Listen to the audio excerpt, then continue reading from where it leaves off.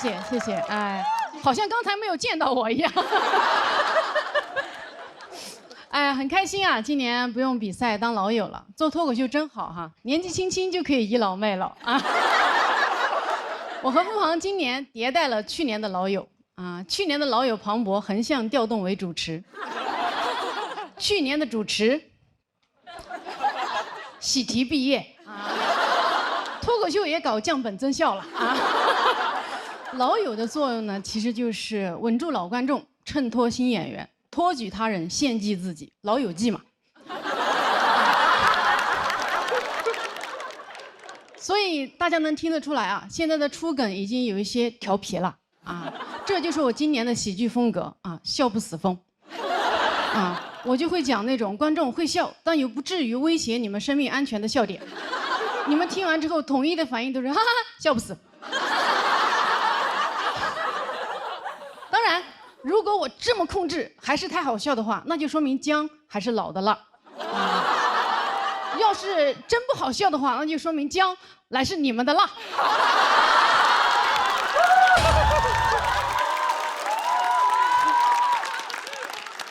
脱口秀比赛好啊！我们每年来这里，带着自己最好的段子啊，最大的野心和最严重的心理问题，一顿厮杀，最后只有一个人会含笑上岸。而其他所有人都将大获失败，或者小获一些不为人知的失败，就是那种啊，你还上过节目啊的失败。哎，太残酷了啊！残酷的就像这个世界上其他任何一个行业一样啊。但人呢，又没办法不比，就连我们今天能坐在这里瞎比比。那都源自于当年我们在爸妈的身体里拿了那次游泳比赛的冠军，那是我们第一次拼命。你当时游完了，上岸了，以为完事儿了，一抬头发现，哎，人生是铁人3万项，在羊水里的日子都是海选，一出生，恭喜你获得了参赛资格啊！我第一次接触到看看别人家孩子这句话，当时我只有1秒大。啊，我出生的体重5斤2两，隔壁床的孩子8斤4两。我妈当时看着我说：“咦，这孩子怎么缺斤少两的？”我爸说：“哎呦，是不是没生完？”除了跟别人家的孩子比哈，我是家里的2胎，从小我还得跟我哥哥比啊。小时候我家里所有人都会夸我哥，说这孩子聪明，就是调皮，夸我都说这孩子踏实。就是踏实，踏实这个词一听就脑子不太好使，并且小腿很粗的样子，确实是这样。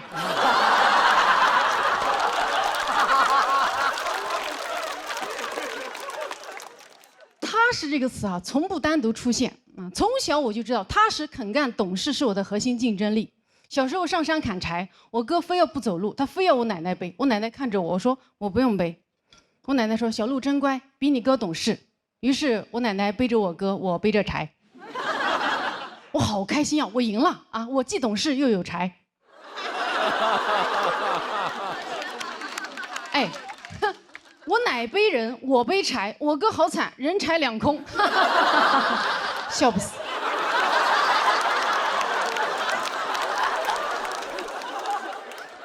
作为一个踏实孩子，我确实很肯干。但我今年在干完60场专场之后，我的嗓子失声了啊，说不出话了，跟今天的付航一样，被命运扼住了喉咙。我当然也没有这个备用的嗓子嘛，所以我只能取消了演出，在家闭麦了10天。那个感觉怎么说呢？无语了，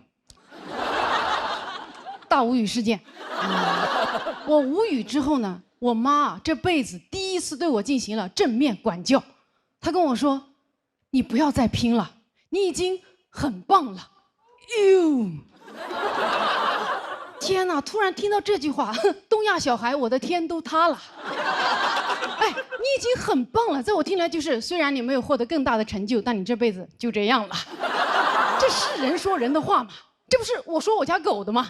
啊，没有在沙发上尿尿，你已经很棒了。你才已经很棒了，你们全家都已经很棒了。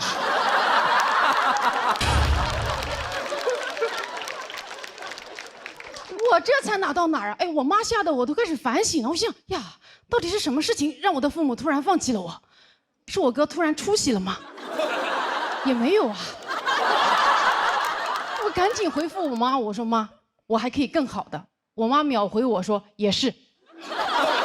啊，你现在生个孩子比啥都好啊！你看你哥啊，书读的不多，但现在2个孩子都这么大了。我说我看我哥啥，2个孩子都是我嫂子生的，你带的，我看我哥过得有多爽。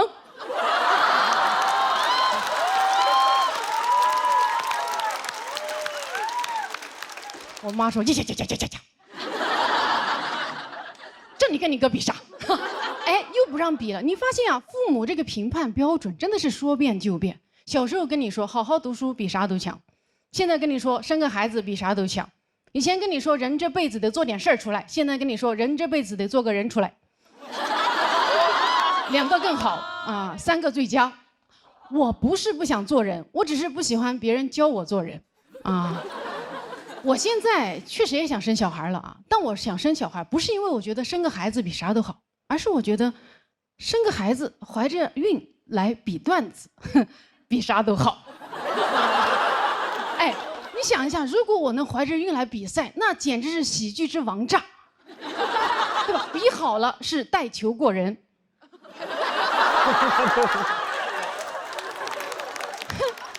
没比好那是其他演员没有素质。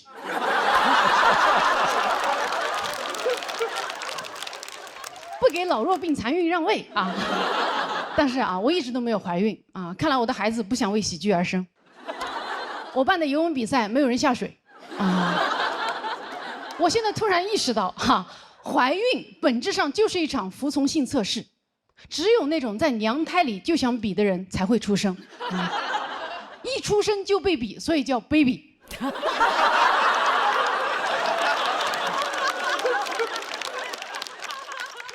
现在知道我优化掉哪位老友了吧？王建国的大业后继有人了。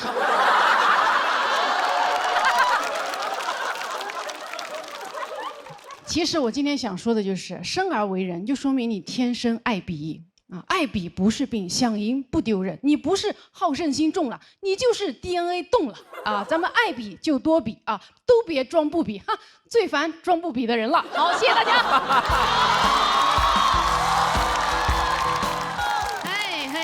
大家好，我是小鹿啊。谢谢。前段时间刚办了婚礼啊，今天谢谢啊。今天穿婚纱来呢，倒不是因为我多么的爱结婚啊，只是因为这个婚纱我买都买了，我想穿着它嫁人，也穿着它骂人啊。我的这个婚礼搭子呢，是一个。比我小5岁的澳大利亚大男孩啊，喜欢送给你们啊。我过去就是我们备婚备了1整年，我过去1整年一直在紧张的备婚，而他也一直在正常的生活，他太松弛了。哎，我每天搞婚礼，哎，搞这个婚纱，搞伴手礼，搞婚鞋，搞7搞8，而他搞不清状况，甚至在婚礼前1个月，他还问我，哎。我们公司安排我出差，我可不可以婚礼前1天才到？我说你也可以后1天才到。太松弛了，而且伴郎团一到达中国，他就跟伴郎玩去了。我说你要跟我筹备婚礼，怎么整天跟伴郎黏一起？怎么你也是来参加婚礼的吗？他说可是我跟伴郎们好久不见了，我觉得婚礼期间我应该多跟他们在一起。我说怎么你们的小别胜过我们的新婚？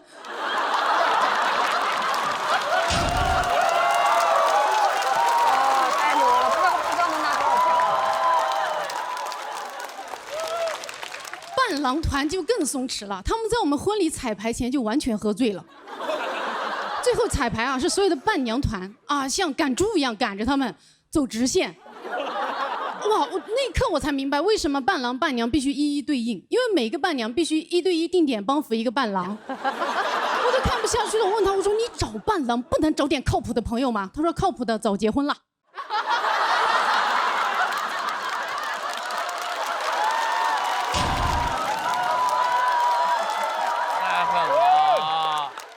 太夸张了啊！结婚真的很伤感情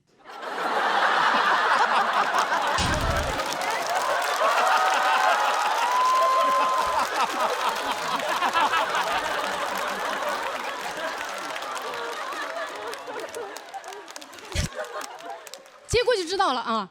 婚礼的极限压力啊，真的是会让你断情绝爱。就你到那一天，因为那个压力之下，你会越看他越觉得他一无是处，是个废物。我们婚礼司仪说中文，我新郎听不太懂。平时我觉得挺可爱的，但那天我觉得为什么你中文这么差？你是外国人，这是理由吗？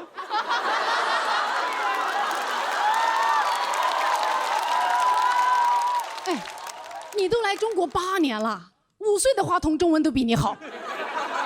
一般我生完气呢，他就会睁着他无辜的蓝眼睛看着我，我就会迅速的熄火。但那天他越看我越生气，我说看什么看？为什么有色眼镜看我？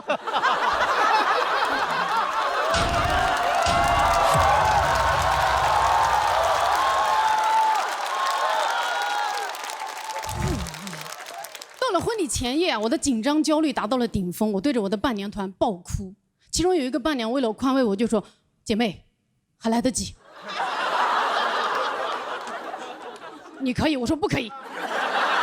你知道我这一年我婚纱试了多少件，婚鞋换了多少双，我跟策划公司吵了多少架啊？我的宾客排座搞了多少版？我不会因为一个男人的愚蠢和懒惰影响我婚礼的完成。这个婚必须结。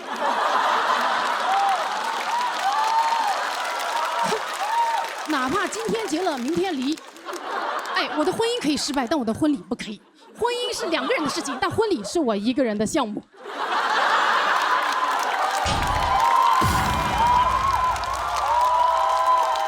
然后我的伴娘说：“可是你值得更好的。”我说：“没有任何男人值得我再办一次婚礼了。”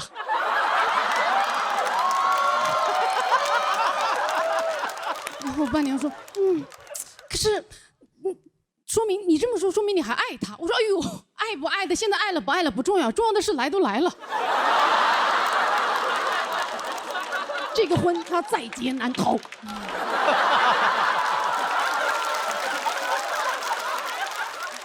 当然啊，这个婚礼上拉垮的也不光是新郎和伴郎啊，更拉的还有我爸。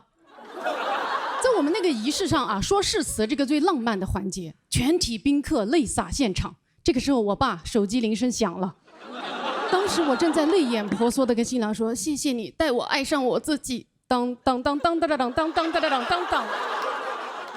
然后我爸偷感很重的。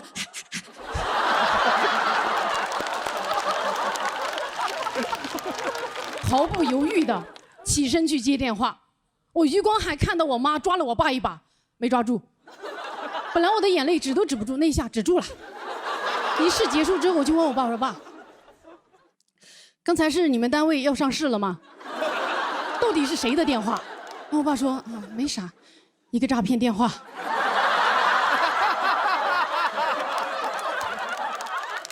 我说：“爸，我这辈子可能就结这么1次婚。而你被诈骗的机会成千上万，什么诈骗这么吸引人？非得当时去完成？哎，等我结完婚，你想怎么被骗就怎么被骗呀！哎，这是我的婚礼耶，我正在经历人生最大的诈骗。”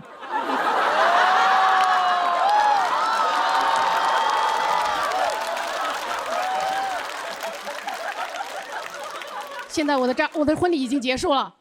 但是啊，婚礼对我的伤害还在继续。前2天有一个朋友来问我说：“哎，小陆，你们婚礼上的鸡尾酒好好喝，可以推荐给我吗？”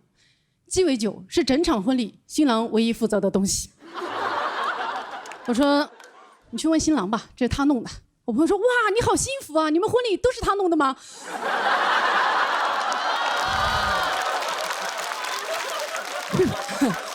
我发现啊，多数婚礼好像都是这种模式，就筹备模式都是新娘歇斯底里，新郎事不关己。为啥？可能就是因为所有的影视文学作品都不断的告诉我们说，每个女孩都向往着一场完美的婚礼，谁向往谁买单嘛，对吧？所以甚至现在很多婚纱店都是这样，租新娘的婚纱送新郎的西装。我觉得凭什么婚礼只是女孩子的幻想啊？都可以幻想起来呀，对吧？哪个男孩不向往着一场披荆斩棘、酷炫逆天的婚礼？你可以在婚礼上穿上你最帅的夜光变形盔甲，踩着你最帅的 AJ， 站在你最爱的无人驾驶挖掘机车顶上，突突突突突的入场，单手空气投篮，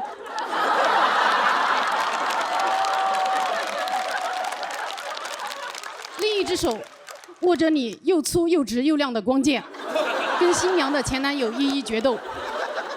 在即将迎娶新娘时被岳父退婚。你邪魅一笑，振臂一挥，伴郎团的 Seven、迪迦、诺亚等74名奥特曼从天而降，问你相信光棍吗？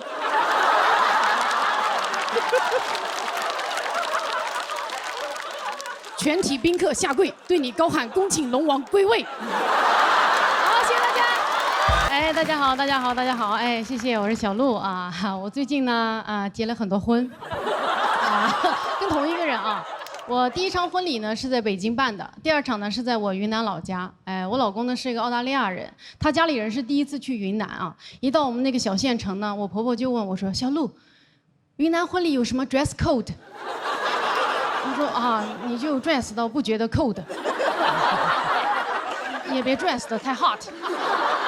婚礼没有穿搭要求，对他们来说非常的文化震撼了。但他们最震撼的还是我老乡吃席的速度太快了。为了保证婚礼的体面完成啊，我都提前算好了，一定要到仪式的最后再发筷子。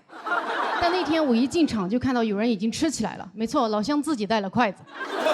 啊，大意了，光想着晚点发筷子，怎么不想着晚点上菜呢？我要是晚点上菜，他们不就自己带菜了吗？他们吃席真的是太快了，我还在台上念誓词呢，已经有人掏出塑料袋开始打包了。我在那无论贫穷还是富有，老乡不管大虾还是猪肘。我说一生一世永相守，老乡说能带走的都带走。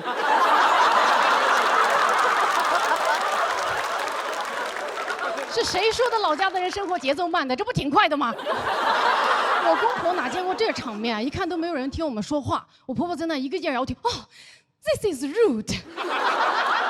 我老乡在旁边操着方言，不是rude的，是俗的。嘿，rude的我都打包了。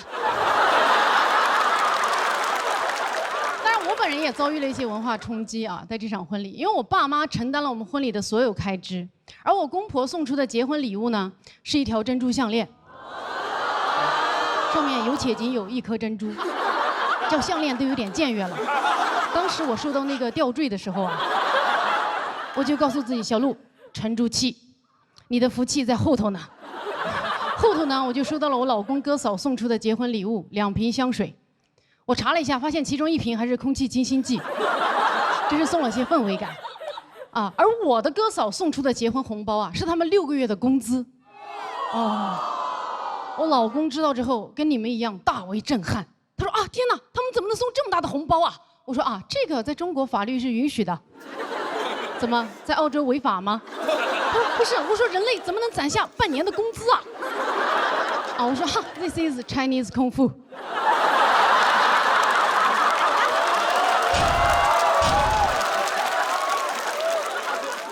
确实是有文化差异的。对于婚礼啊，我家人提供物质支持，他家人提供情绪价值。婚礼那天，我在台上往下看，几乎所有人都在那埋头干饭啊，都觉得婚宴嘛，吃了上顿没下顿啊。只有我婆家那一桌人啊，睁着个大眼睛，就是坐的一群人啊，坐的跟那个小狐獴一样。看完了全程，完全没有动筷子，当然他们也不会用筷子。啊，这场是中式婚礼啊，准确的说是新中式婚礼，因为新郎没给彩礼。以后过年回我家，孩子也是跟我姓，就跟他也姓不了嘛，因为他的中文名都是我取的，也是跟我姓的。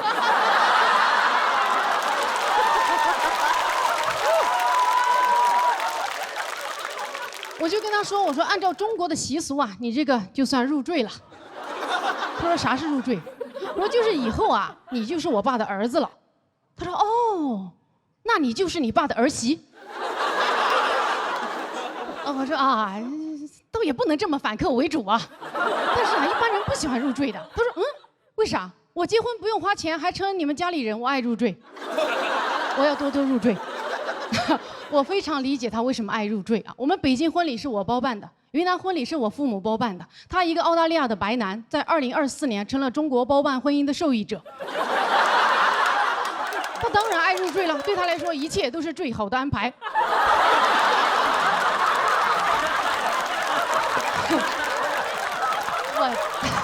我真的是，我都好羡慕他呀。我也好希望我也能像她一样嫁给我自己啊！我好希望我也能像她一样活得那么无知无畏、无忧无虑啊！我记得婚礼那天，我爸把我的手牵着放到他手里，跟他说：“以后你要好好照顾她。”他非常爽快地说：“我会好好照顾她的。”我在心想，你知道自己在说什么吗？你看着他那一脸的憨笑，你很确定他不知道，他不知道啥叫照顾啊！他理解的照顾就是一起苟活。他的照顾就是我跟他说我想吃水果，他说我也想。他的照顾就是我在厕所说没有纸了，他在外面说哦对，刚才我也发现了。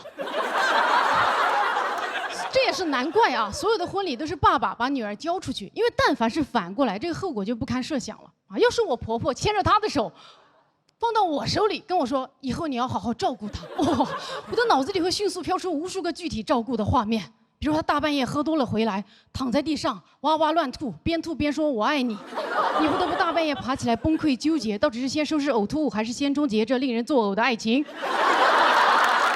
比如她马上就要出差了，飞机都快赶不上了，行李也没收好，24寸的行李箱放进去几件衣服就装不进去了，要爆炸了，还说他尽力了，你看不下去了，亲手一件件收纳完之后，发现所有的行李只占了行李箱一半的一半。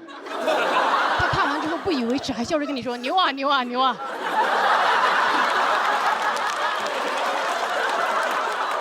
对了，我的证件也找不到了。哇！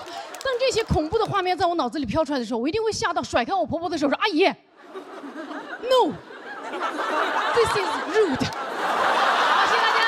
哎，大家好，大家好。哎，我是小鹿。哎，今天呢聊聊我妈。哎，我爱我妈。但是啊，我妈这个人，她的社交方式吧，她就是有点颠啊。我妈前2天突然给我打了个电话，说：“鹿，我给你发了个号码，你给这个亲戚打个电话。他就是那个谁的堂弟的老婆的亲姑姑的女婿，也在北京，你们来往一下。”妈耶！就刚才这条社交链条上的每一环，我都不认识，也没有血缘关系。这算什么亲戚？这个人放古代，我们家诛九族都捉不到他。我就跟我妈说：“我说妈，你说的这个亲戚啊，在北京我们一般叫陌生人。”我妈还在那坚持，呀，联系一下嘛，他也是云南人，他也在北京。我说那又怎样？我只是一个普通云南人，我又不是云南驻京办。哎，我不喜欢给人打电话，我妈不能理解啊，因为我妈如果想给谁打电话，拿起电话直接就打。妈耶，这对我们年轻人来说简直没有素质。谁要是直接给我打电话，那相当于直接钻进我的被窝了。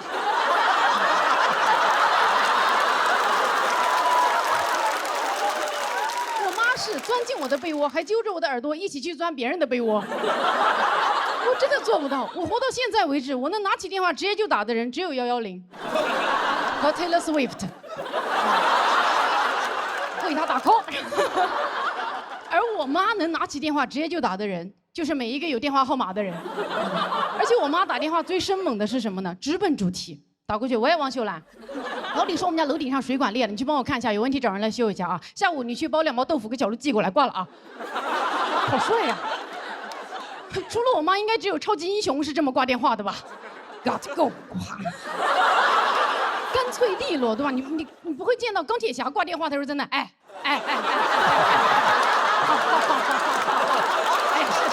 是。刚才这段表演灵感源于我爸。我妈刚才那通电话打得最帅的是，对方一句话都没说，但是把事儿都办了。我突然就很羡慕这种亲密无间的关系。我觉得我这辈子跟任何人的关系都超越不了我妈跟王秀兰的关系。我也有很多朋友啊，但是每次要求人办事的时候，你怎么可能直接打电话呀？对吧？你肯定是先点开微信，再点开对方的头像，再点开他的朋友圈，来看看他最近在干什么。先点个赞，再回到对话框，开始一些虚伪的寒暄。亲爱的，你去露营了，照片好漂亮呀！我真是一个会生活的人呀，下次叫我一起哦，我都想你了，西西。咱们尽快约饭哦。对了。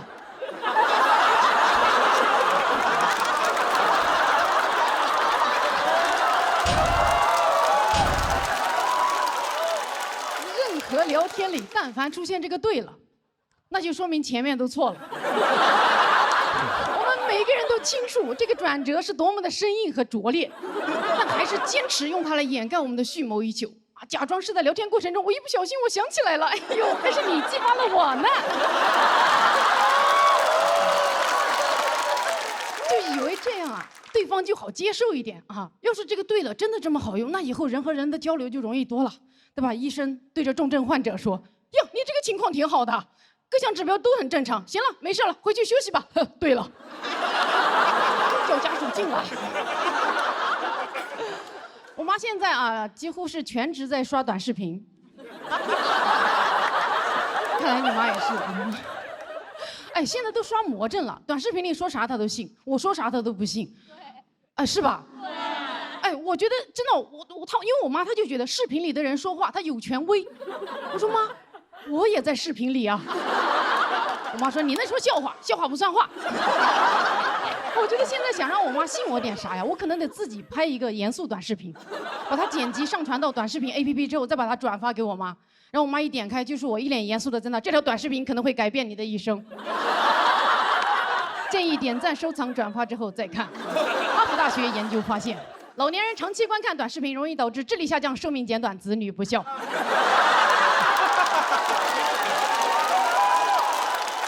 每天观看短视频5个小时以上，会导致子女不孕不育。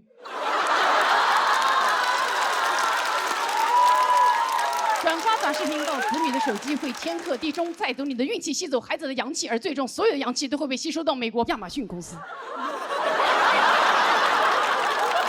从今天起，不点赞、不收藏、不转发，跟我一起抵制文化入侵！哒哒当当哒哒当当哒哒当当哒哒当。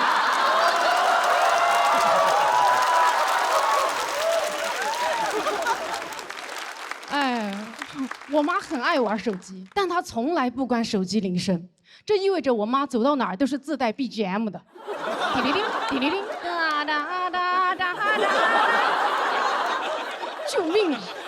哎，不关手机铃声这个行为真的是太 old school 了。我们年轻人如果在公共场合自己手机铃声响了，跟自己在公共场合放了响屁一样尴尬，对吧？铃声一响，不好意思，不好意思，不好意思。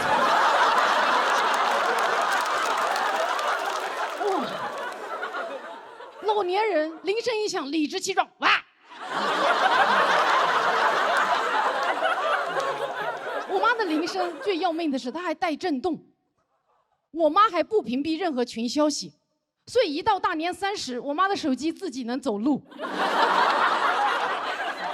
去年过年，我真的是要被吵死了，我就想趁我妈打牌的间歇，我打开我妈的手机，把她所有的群都给她屏蔽了。我真的翻，发现，哎，这也会屏蔽呀？屏蔽这些群，你咋不都屏蔽呢？然后翻，发现，哎，我妈没有屏蔽的群，就是所有我在里面的群。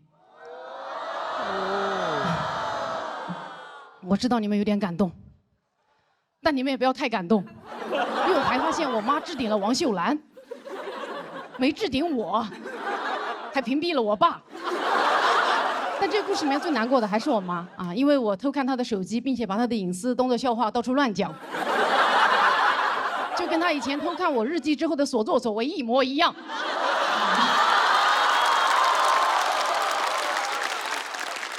但也没有关系嘛，笑话不算话嘛。对了，我爱我妈，好，谢谢大家，谢谢大家好，我是小鹿啊。今年来录节目之前呢，我一个朋友建议我让我去打个瘦脸针，说把我这个腮帮子打掉啊，上镜更好看。但我心想，我又不是靠脸吃饭的，对吧？所以我就去了。反正也不靠脸，段子不好整，脸还不好整吗？不好整。我去到了那个搞脸的地方，跟那个医生说了我要打瘦脸针。说完之后，那个医生的反应啊，颠覆了我对一个医生严谨务实的认知。他当时看着我的脸，面露难色，说：“你这个脸，光打瘦脸针也解决不了问题啊。人这辈子最怕从医生嘴里听到的话，应该就是，哎，普通人对着你，你会觉得你有病吧？但是医生对着你，你会觉得我有病吧？尤其是一个搞脸的医生对着你，那那基本就是对你的颜值打咩了，对吧？他肯定不会对着刘亦菲的脸，他只会对着他的脸。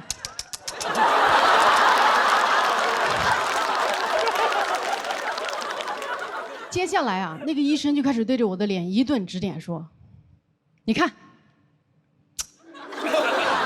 你的两颊本身就比较凹陷，打了瘦脸针，侧面就会更寡。你的颧骨，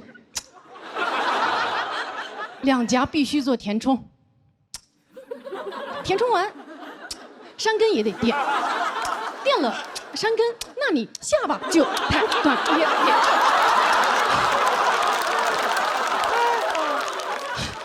妈耶，我只是想打个瘦脸针啊！那天听完医生那一顿啧啧称丑，我甚至产生了一个冲动，想说，要不老娘今天就干一票大的。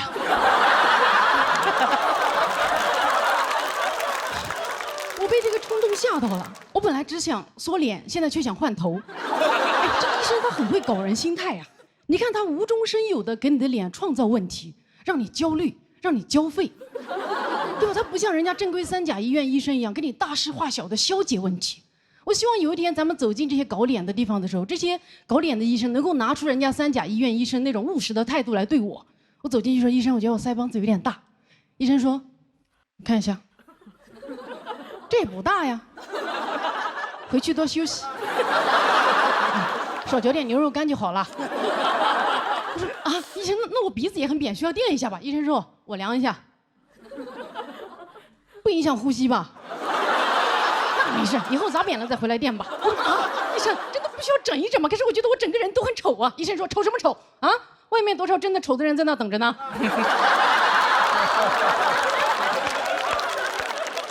你这点小丑来浪费我的时间？你们现在年轻人就是上网上太多了，胡思乱想，实在不自信，给你开一个美颜滤镜吧。那天在医院啊，我真的是想了很多，我甚至想到作为一个脱口秀演员，我是不是有义务把腮留住？因为现在活跃在屏幕上的这些帅哥美女，都是那种一水的锥子脸，对吧？越来越单一的美，只有我们脱口秀演员还在坚持多元的丑。这份坚持很可贵啊。因为如果人类都去疯狂的磨骨削腮的话，就这么进化下去，总有一天人类就进化的失去自己的腮帮子了，那样人类会变得很脆弱的，因为我们遇到困难都没有办法咬紧牙关了。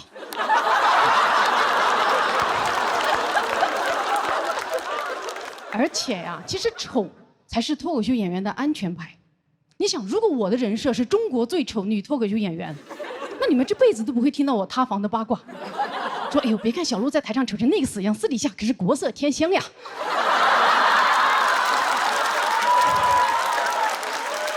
也太安全了啊！但是这个丑陋赛道呢也不好走，一是太挤，现在你们脑子里人满为患；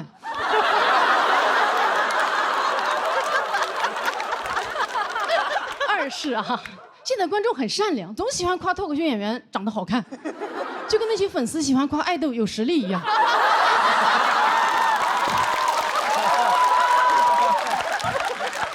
有时候我上台也会听到有观众嗷出一嗓子：“姐姐好美！”哇，我真的是好局促。我心想，能有多美？这才哪到哪儿啊？你们吃点好的吧。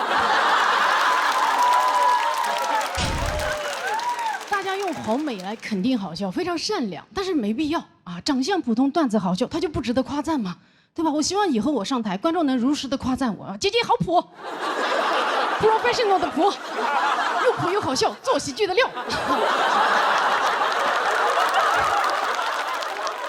那这个时候我也会真心实意的谦虚说：“哎呦，哪里哪里，我只是幽默而已，你们才是真的普通。”哎，咱们今天观众很好啊，很能接受冒犯因为现在啊，说人普通都已经是骂人的词了。哎，普通怎么了？对吧？这个世界不就是我们普通人的吗？啊，我觉得舞台上应该更多出现普通人的脸，影视文学作品应该更多的去书写普通人的故事。要拍就应该去拍什么小美人鱼、普少女战士，以后大家刷短视频，一点开那个电影解说都是注意看，这个女孩叫小普。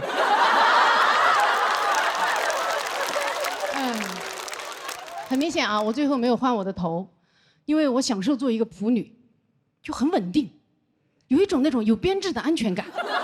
我不想再努力了，但是我非常钦佩那些还在为美丽努力的人啊，而这些为美丽努力的人居然被骂什么整容脸、假脸，我觉得太没有天理了。整容脸，那不就是天道酬勤吗？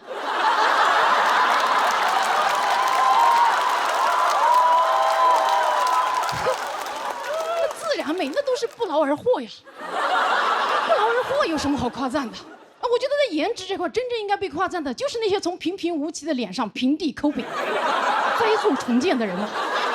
我觉得所有换了头的偶像明星就应该大大方方的告诉自己的粉丝，自己原来长得什么鬼样，这样你的粉丝才会知道他的 gay gay 有多努力呀。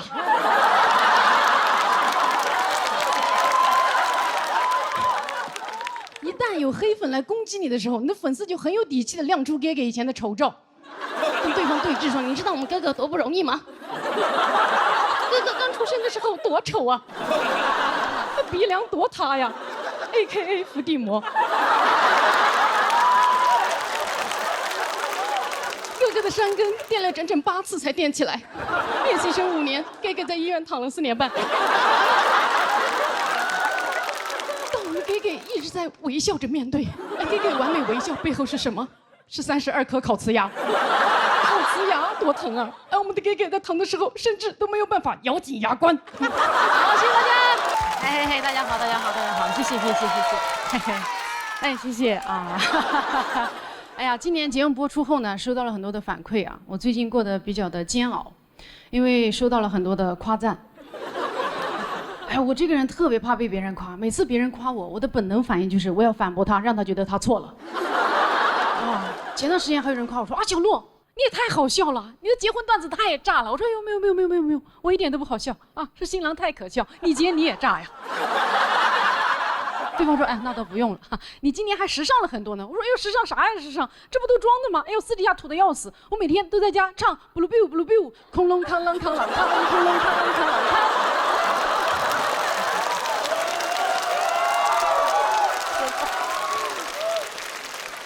我知道这个梗非常的羞耻，但是也不会比我被夸更羞耻啊！我这种被人夸就觉得羞耻的心理，朋友告诉我叫做不配得感。哇，对于不配得感，我可太有配得感了。我到现在为止，每次脱口秀表演，只要超过5句话没有梗，我就觉得自己不配站在台上。我知道你们现在很紧张，这句才是第5句。只要超过7句话没有梗，我就觉得自己会死，所以每次上台我都像是曹植在给曹丕讲脱口秀。我还很害怕过生日，啊，就怕别人对着我小鹿生日快乐呀，生日快乐呀！哎呦妈耶，因为我觉得我也没做对什么呀，我不就是被生了吗？不值得这么祝福呀。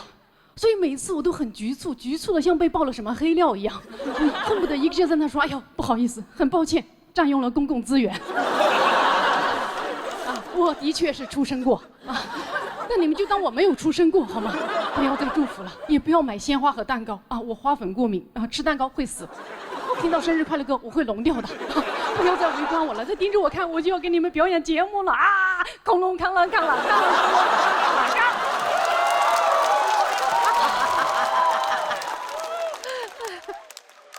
我朋友说啊，我这种深深的不配得感，底层是因为我不够爱自己。他说我得学会爱自己，我心想啊，爱自己，人不是应该多爱爱别人吗？我从小接受的爱的教育都是向外的，你爱家人，爱朋友，爱这个世界。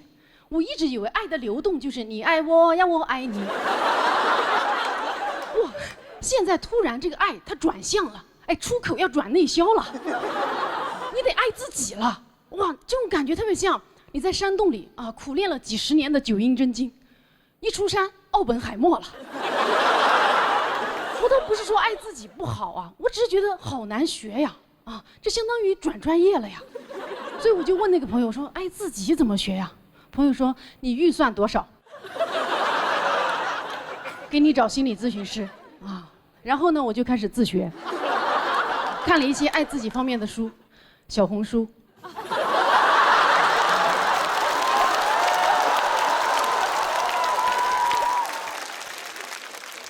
以前我以为爱自己是给自己买花、买衣服啊、买香水，现在我才明白，爱自己就是重新养育自己，哎，做自己的父母，给自己买野兽派、Lululemon、香奈儿。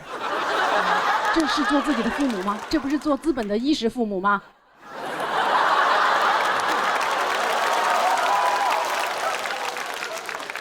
资本跟你说，你得花钱啊，爱自己，治愈你的童年。你一看那个价格，哎，我的童年是得了什么大病吗？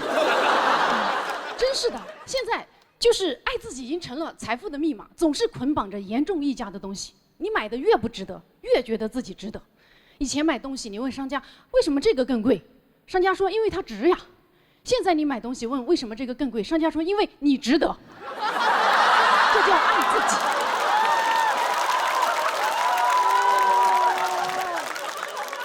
哎，什么意思？所以我消费了我自己，消费又等于爱，所以现在消费主义成了爱的教育。以后别人问我说：“哎，你都没钱了还买呀？”我说：“哎，再穷不能穷教育。”当然啊，在学习爱自己的过程当中呢，我也买了很多东西。现在没有学会爱自己，先学会了断舍离和挂咸鱼。但我发现啊，买东西既不代表我爱自己，也不会让我爱上自己。所以我决定去找一个爱自己的榜样来学习。我找到了杨天真，他到处爱自己，爱得家喻户晓。我就开始看他的书，听他的播客，哇，真的有用。我爱上了杨天真。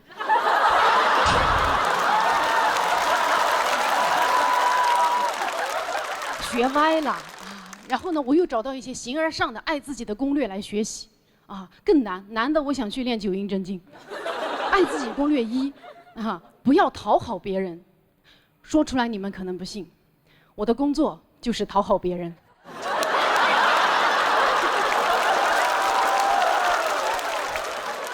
我爱上自己那一天，就是我在台上光说话不加梗的那一天。到时候观众都会在下面蛐我说：“小鹿怎么回事？一个梗不说，光自我陶醉呀！”旁边观众说：“哟，听说是爱上自己了。”爱自己攻略2啊，接纳自己的真实情绪，这个也很难做到，因为我从小学习的啊，都是掩盖自己的真实情绪，什么胜不骄败不馁，宠辱不惊，哎，不要暴露野心，我一直都是这么做的。我之前参加了一个脱口秀某大会，上去就被人淘汰了。当时每个人来问我什么感受，我都在那强撑着装豁达说：“哎呦，哈哈哈，比赛嘛，有输有赢，谁都有可能被淘汰，所以也不觉得有多么的意外。”但是其实当时啊，我内心最真实的情绪是：完全没想到啊，我被淘汰了第一轮啊！哎呀，好丢人呐！哎，还好被复活了，哎，又被淘汰了。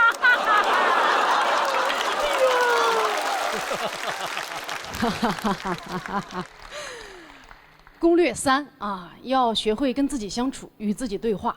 我就试着跟自己进行了一场对话啊，哎，我爱我吗？哎，问这个多见外呀！哎，爱我什么？爱我中华。又逃避我。我觉得我不是真正的爱我，我非要这么想，我也没有办法。就这次对话之后啊，我跟我自己就冷战到现在了。我知道这是一个非常抽象的梗，接下这个梗就比较现实了。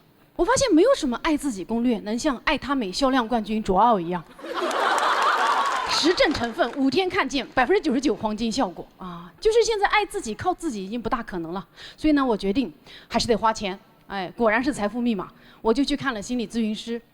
咨询师问我一个问题，他说：“你愿意跟自己做朋友吗？”我想了想，我说：“不愿意。”哎，我要是遇到我这么一个人啊，他认真勤奋，段子写得又好又快，开放麦风雨无阻，虽然有讨好型人格、不配得感，还常年焦虑，但他一直在为难自己，成为更优秀版本的自己。这样的人让人压力好大呀！啊，就你积极啊，就你上进啊，我讨厌他。我不想跟他做朋友，但我想成为他。咨询师说：“哦，你这个情况在心理学上叫做全能自恋。”我说：“啊，是吗？哎呦，我还不够全能吧？你认识杨天真吗？”好，谢谢大家。哎，大家好，大家好，大家好，我是小鹿啊。我今年确实是结婚了啊。然后呢，家里人呢不出意外就开始催生了啊。在我婚礼当天，我当时还站在外面迎宾啊。我奶奶过来拉着我的手，早点生。我说现在吗？办完吧。办完后呢，我奶奶又说：“哎，这在娘家，你俩住一起不吉利啊，你俩得分开睡。”我说：“奶奶，你还记得孩子是怎么产生的吧？啊，分开睡还早点生，那才是不吉利吧？”现在家人群里还有人发那种什么不生孩子的女人是不完整的，哇，家人们谁懂啊？这话的意思就是我们没生孩子的女人都有生理缺陷呗，那是不是应该给我们发津贴、发补助？啊，以后公交、地铁上应该设置老弱病残孕不孕女乘客专座。以后黑灯开专场君不见啊，我开专场娘不生。我说了不演了，你自己演吧。现在职场对于女性的这种期待又完全相反。我闺蜜现在32岁，在找新的工作，每一家公司都在面试中给了她亲人般的关怀，关怀就是关心她怀孕的情况。班长，有没有对象？跟对象感情怎么样？有经常在一起吗？这就是性别歧视啊，歧视了男性，因为他们肯定不会问男的这些问题。给这种关怀啊，一旦给了这种关怀，那男的一定欣喜若狂，稳了 ，HR 对我有意思。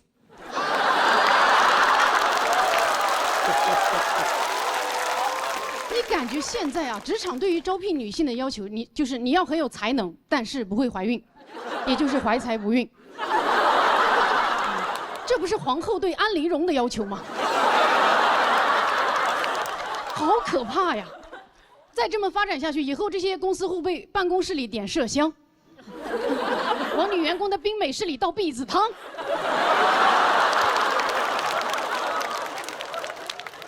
真是30加女性的处境就是很割裂啊！父母总担心你不生孩子，公司总担心你要生孩子，我们说什么他们都不听。哎，要不咱们以后面试把父母带上吧，啊，让你的 HR 大战你的 FM。HR 说：“哎呦，招不了啊，他来我们这儿会生孩子。”父母说：“哦，来你们这儿会生孩子。”哎，多新鲜呐！在家跟我说死都不生，来你们这儿就非要生，你们这是办公室还是生产队呀？啊，你这发的什么 offer？ 令人胎动的 offer？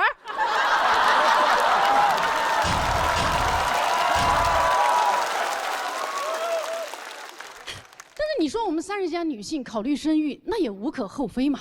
因为医生专家都不断的说，如果女性要生育，最好在36岁以前。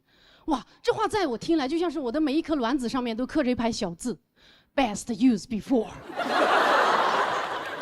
而且我们女性生育还是有个 deadline 的，我又不像男人一样至死都是有生育力的少年，我绝经了我就绝后了，我就没有卵用了。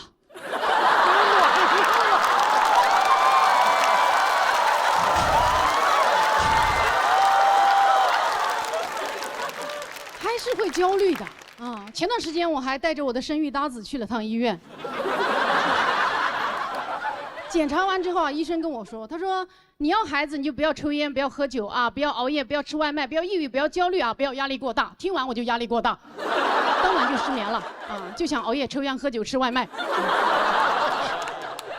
而我的搭子哦，他只需要不抽烟，而他本来就不抽烟，所以他只需要做自己就能做爸爸。哇，我真的好嫉妒他！我现在甚至希望他染上烟瘾再戒掉。哎，我突然感觉妈妈爸爸这个组合好像凤凰传奇呀。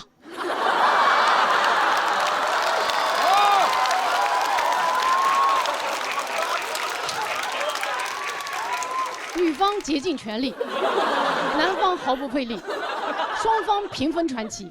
啊，男方仅有的存在感就是女方说要不要孩子呀？他说要。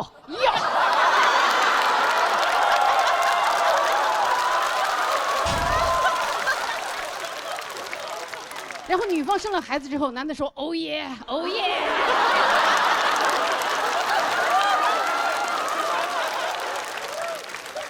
妈妈爸爸这种职称难道不应该按劳分配吗？对吧？妈妈把孩子生下来，那男的首先是哥哥，表现良好了封为叔叔，犯了大错贬为弟弟。以后改过自新，努力奋斗，功高盖我了，可以把他扶正为爸爸。以后这男的要震慑孩子，都会对着孩子大喊说：“放肆！为父可是你妈妈亲封的爸爸。”现在确实啊，嫉妒已经使我有些丧失理智了啊！我现在有时候会甚至看着我的搭子，心想，明明我俩之间他是那个更适合生孩子的呀，啊，他比我健康，比我健壮。而且我们女性生育会出现的什么脱发、痔疮、大肚子，那都是男人中年本来就要得的。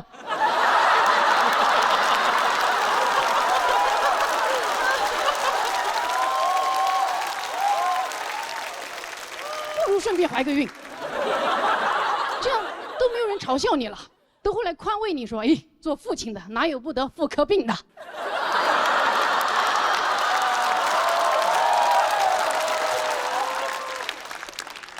对于孩子，我现在真的是既怕生又怕养啊！我很怕我有了孩子，我的孩子就有了软肋，因为他妈是一个脱口秀演员，以后这个孩子在外面，别的小朋友只需要一句话就能击碎他。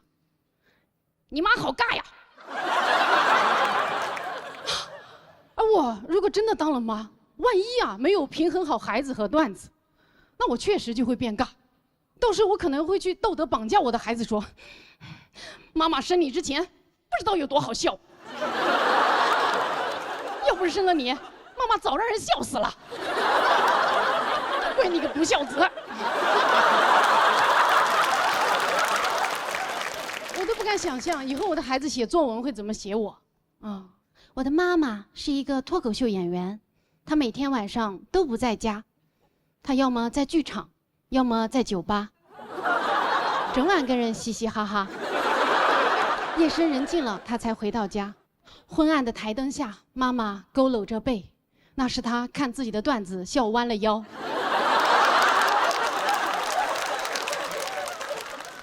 妈妈陪伴观众的时间比陪我的时间还长，我难过，但也理解，毕竟观众是妈妈的衣食父母，也就是我的外公外婆。我问妈妈，为什么这么忙还要生我呀？妈妈说：“傻孩子，当然是因为再不生我就没有卵用了呀。”我问妈妈，非得用吗？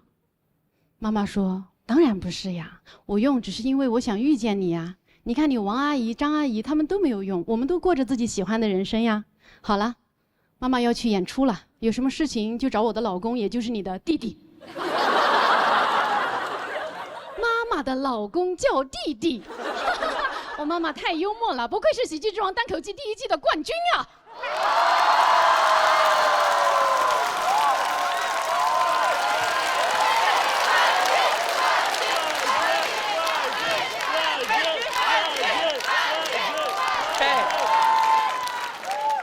外公外婆们的眼睛是雪亮的。刚才这些话都是孩子说的啊，大家如果听了的话，就往心里去啊。好，谢谢大家。哎，大家好，大家好，我是小鹿。今年第1次站上这个舞台呢，我讲了我的婚礼，吐槽了我的婚礼搭子托马斯。之后呢，很多人就很好奇，我为什么会跟这么废的人结婚？今天我来揭晓答案啊。其实2个人在一起啊，他不一定得是佳人才子啊，也可以是卧龙凤雏呀。今天说一个故事，让大家感受一下那些年啊，我们卧龙凤雏一起划过的铁路，干过的尬啊。当时呢，我还在做律师啊，他也还在北大上学啊，一个典型的恋综配置。哎，马上就翻车啊！我发现老外学中文几年，中文人格就是几岁。当时他中文人格5岁，我俩的相处模式就很母慈子孝。有一天我一回家，他就跟我告状说：“小鹿，有人算计了我。”这个算计啊，一听很吓人啊！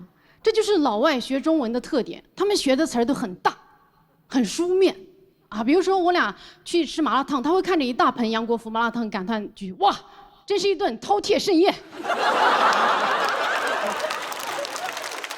我跟他说：“你少吃点。”他会说：“麻烦您通融一下吧。”所以我当时就问他，我说：“谁算计你了呢？啊，今天怎么不开心啊？”然后呢，他就跟我说：“啊，我今天去了一个打印店，老板很热情，我们谈笑风生。我觉得老板很好，我没问价格就答应了。他说这点纸要90块。”我当时一看，这么薄的一点纸啊，我说就这，90啊？哎，你是打印了10张9块钱吗？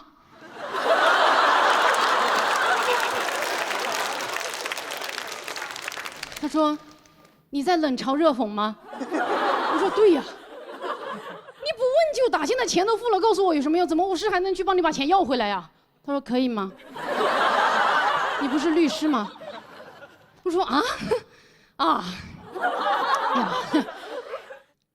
也行吧。那这样明天我们去要钱吧。他说我也要去吗？你可以自己去吗？我需要去北大上学呀。我说什么意思啊？明天你去 PK University， 我去 PK 打印店老板。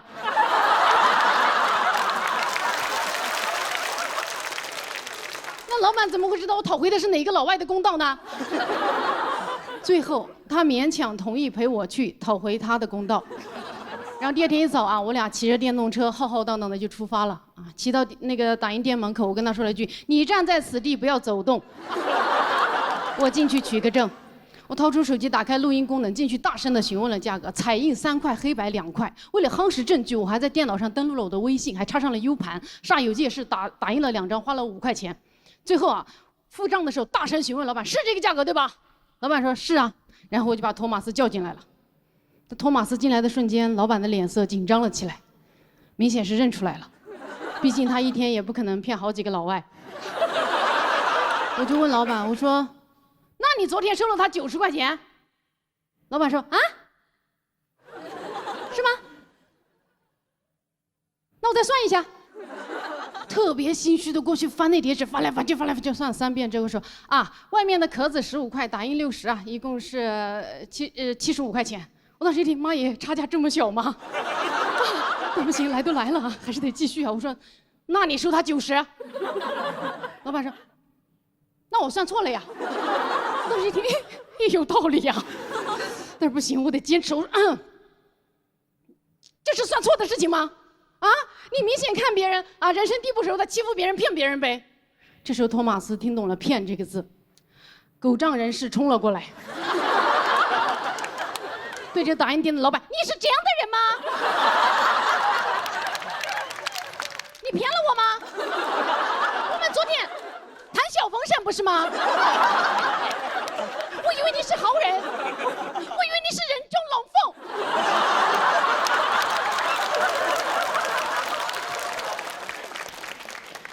一瞬间，维权的气势完全垮掉。打印店的老板呢，也敏锐地捕捉到了托马斯是个智障，气焰更嚣张，说喊什么？我不就算错了，把钱还给你不就完了？然后啪就拍了15块钱在那个桌上。我当时看着那15块，心想：妈耶，我气势恢宏的维权就到此结束了。不行，我得升华一下。我说这是钱的事情吗？刚才跟你所有对话我都录音了就需要些举报你一举报一个准我可是做律师的。老板这时候呢也怂了，但他还是强撑着说：“你是做什么的？我都算错了。”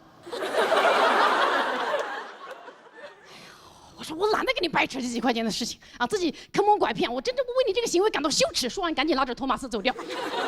在他下一次发言之前你们现在肯定心里还在想尬点在哪里是吧？还没到。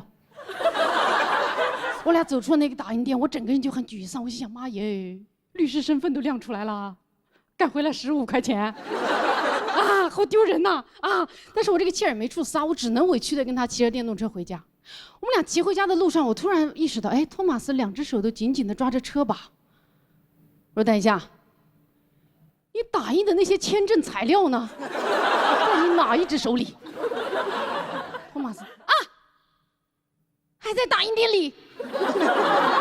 我说那怎么办？他说那我们，我说没有我们，只有你自己，我们回不去了。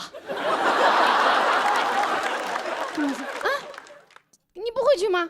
可是我的中文不好呀，我跟他们吵架，他们会瞧不起我，还不给我。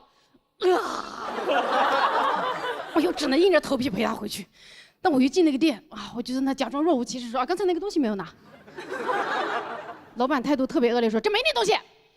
我一看东西没了，托马斯急了，稍微体现出了一点担当啊，他冲进来去那个垃圾桶里开始刨。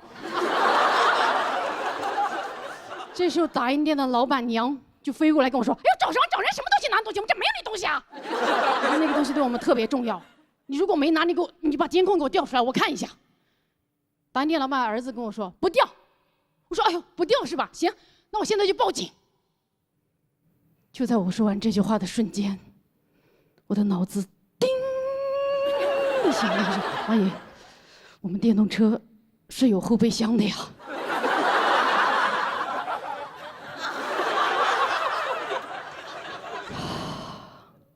当时我背上的汗就下来了，但我还是强撑着扭头跟托马斯说了一句：“先别跑了，去看一眼后备箱。”托马斯从那个角落，出去了，剩我一个人站在那个店里，举着那个手机，跟人家一家3口八目相视，度过了我人生中最漫长的10秒。10秒钟之后，托马斯回来了，手里拿着那叠材料，还说了一句：“哈哈，在。”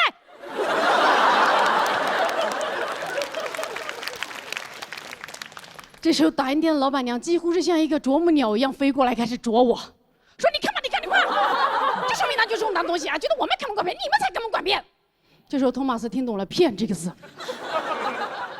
一个箭步冲到我面前，对着人家一家3口岂有此理！我们回来，因为你们是大骗子一家，不是吗？你们骗了我呀！哼，你们骗的人罄竹难书。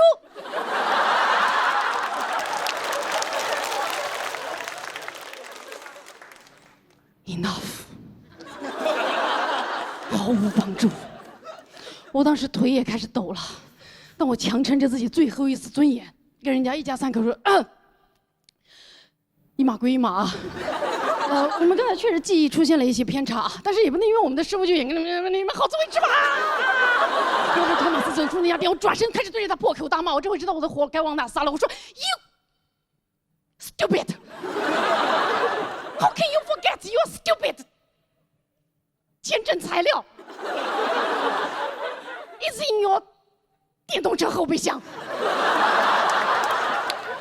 This is the most 尴尬 day in my life。哎，滚！我就一路狂奔回家，我也不上电动车，然后他就骑着那个电动车委屈的跟着我滋。我想妈呀，赶紧我要回家逃避这场尴尬，一路狂奔，终于走到我家门口，准备开门的时候，发现哦，我的钥匙连着我的 U 盘还插在打印店的电脑上。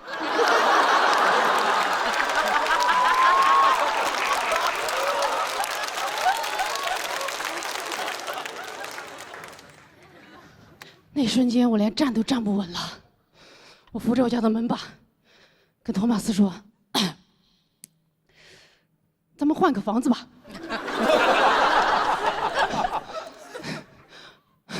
我们真的回不去了。但是你可以。中国有句老话：“洋相还得洋人出。”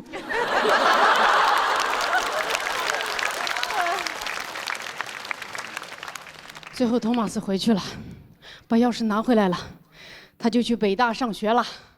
我独自在家消化这场尴尬，坐立难安，在家里待着15块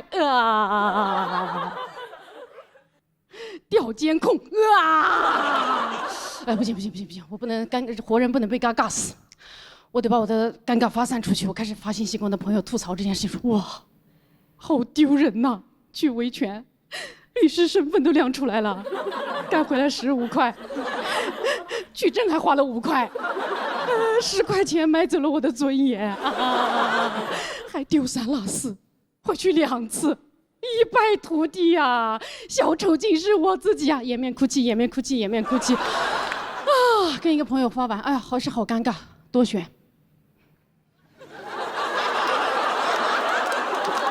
逐条转发给另一个朋友。整整1天的时间，我疯狂地把我的尴尬发散到全国各地之后，哇，到了晚上10点，我终于平静下来了，终于可以安心地工作一会儿了。这时候我打开我的电脑，准备工作，要登录微信的时候，发现哦，我的微信还挂在打印店的电脑上。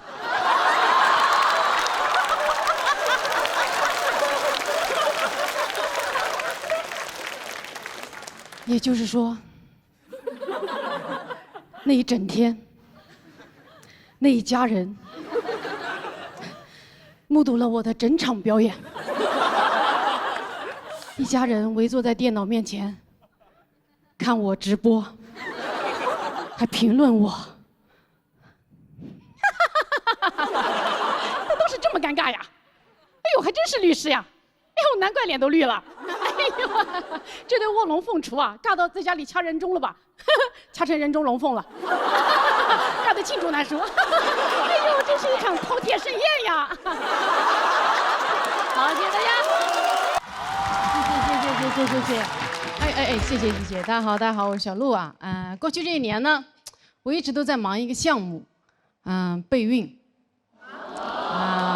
我知道你们现在心情很复杂，人类的本能让你们想说耶，网络的情绪让你们想说咦，所以现在你们的心情起伏啊，就可以用一句歌词来形容，就是耶咦耶咦耶耶哎，你们最终的情绪就是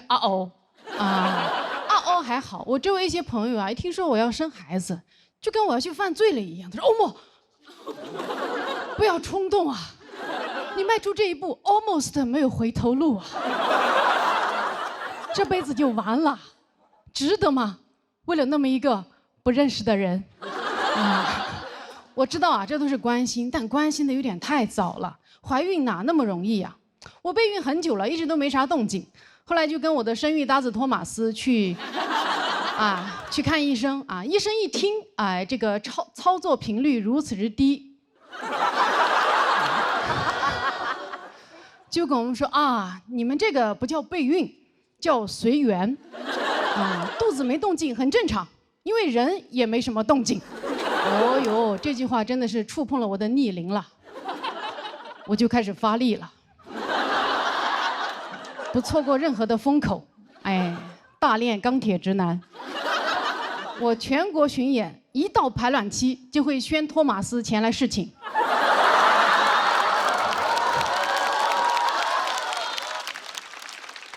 他千里迢迢来到我的城市，千里送种，礼轻情意重。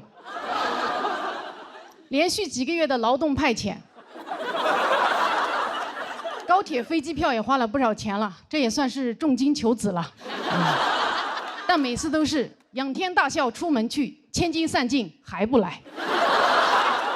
于是呢，我又回医院做了仔细的检查，这回好了，不孕不育治好了我的生育焦虑。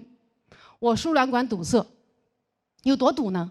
这么跟你们说吧，我的2侧输卵管呀，堵得就像中国这2个脱口秀上升通道一样。你想出人头地，但是左右为难，最后只能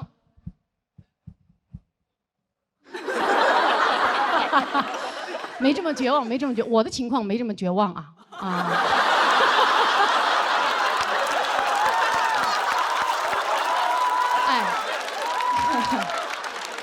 这以前算不孕不育，现在还有的救现在是可以做试管婴儿的。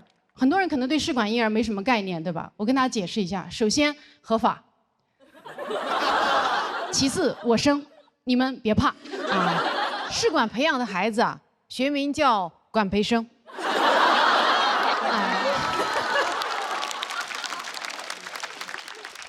自从考虑做试管之后现在我在看托马斯，他都不是一个人了，他就是一管人。我现在经常跟他说有劳了，管人。他说哪里，举手之劳。还是您能者多劳呀。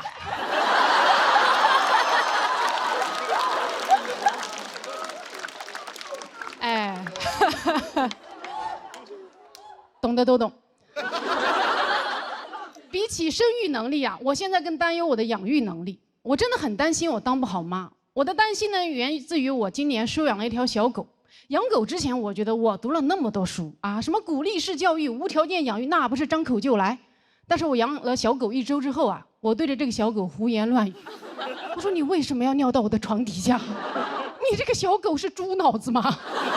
我不奢求你像别人家的小狗会取快递，会拉雪橇，会缉毒的，还有编制。我只要你定点尿尿，你都做不到。我养你，我还不如养条别的狗。我对你多好呀！我给你煮好肉，我自己拼谋饭。啊，我花钱给你洗澡，我的澡都是自己洗的。啊，你的良心是被自己吃了吗？托马斯打断了我说：“哎呀，他也不是故意乱尿的。”我说：“你闭嘴，你也尿不对。”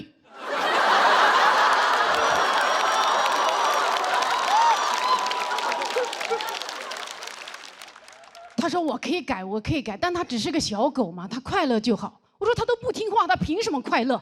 他可是一只东亚小狗啊！”我说完呢，托马斯就抱着这只法国贵宾出去玩了。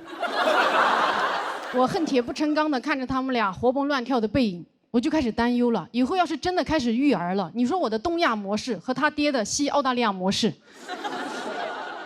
会不会发生一些教育对冲啊？对吧？我对孩子说“棒打出孝子”，他对孩子说“你是最棒的”。我说“骄傲使人落后”，他说“落后也要骄傲”。我说“吃得苦中苦，方为人上人”，他说“吃啥苦中苦，来吃王中王”。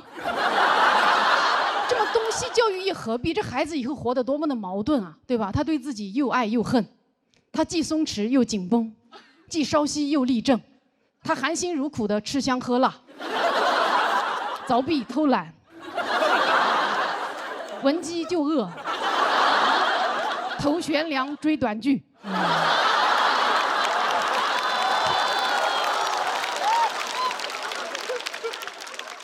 我担心自己养不好孩子，但总有人跟我说：“哎呦，你生了自然就会养了，怎么可能自然就会了？”哎，你想说脱口秀，不会写段子，我可不敢跟你说没有关系，你上台了，梗自然就冒出来了。你上台了，你自然就是喜剧之王了，不可能啊！我去年那么自然的就不是了。哎，做父母怎么可能自然就会呢？啊，我记得我第一次来月经的时候啊。那天早上我吃了我人生中第1盒龟苓膏，傍晚我月经就来了。我当时完全不知道发生了什么，给我吓坏了。我脑子里第一个想法就是：我去，龟苓膏有毒！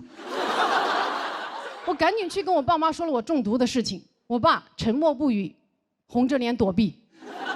我妈递给我一包卫生巾就走了，没有给我任何解释。所以现在我也跟大家解释一下哈，棉花不好吃。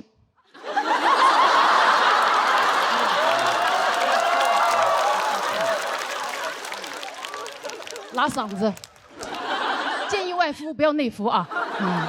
我母职焦虑还有一个重要原因，是因为我们这一代是中国第1代开始吐槽原生家庭的人啊，鄙人也是其中的中流砥柱。所以我养孩子就会有那种我一定要养得比我的父母更好的胜负欲，我要让我的父母看到我的教育成果之后，对我俯首称臣，说：“哎呦，甘拜下风啊！还是您会培养孩子呀！您看看我养出来的是个什么东西呀！”哎，我一生要强，真的好怕当妈塌房，所以我就想，为什么做父母没有资格考试啊？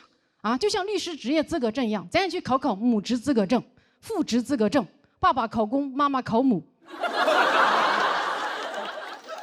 更适合东亚宝宝的应试生育，对吧？有证书不一定能给孩子托举，但是能给我托底。这样以后我的孩子在诋毁原生家庭，我就不需要像现在的父母一样对着孩子痛哭流涕说：“啊，爸爸妈妈也是第一次做爸爸妈妈呀，哭得哟，那个行得哦。”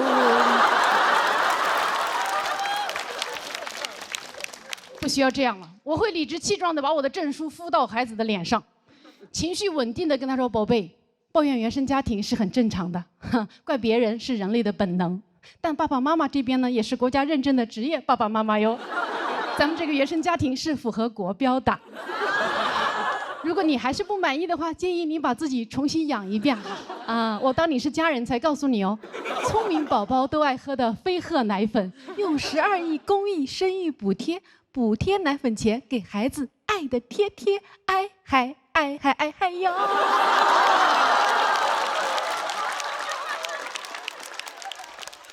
孩子说：“妈，你说唱干嘛？”我说：“啊，为了平衡事业和家庭。”好，谢谢大家。